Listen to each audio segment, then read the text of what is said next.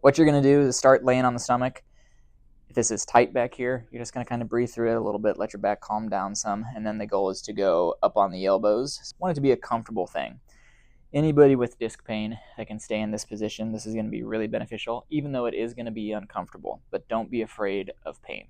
Once you can comfortably sit in this position, we're going to start the actual extension exercises. You're going to push the chest up as high as you can all the way off. Try to straighten the elbows.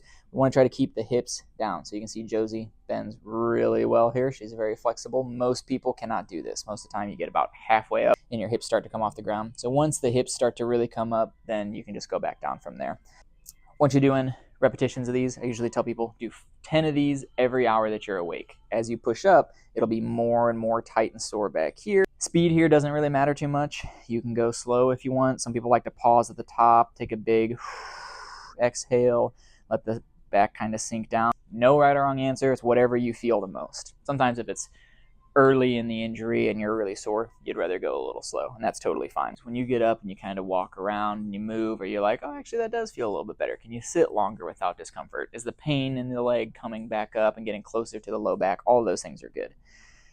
For a fresh injury, I tell people 10 of these every hour that you're awake. Once you're doing 100, 150 a day, something like that, as you progress and you feel better and better, you can start to cut back on them. It's always a good idea to do these before a long trip, if you know you're going to be sitting in a meeting for a long period of time, if you just got done with a heavy workout. Even if you don't have back pain or a disc injury, but you have a sore back, this is a good one because so many people, they're sitting all day long, the back is always bending forward, and your body likes to be even. So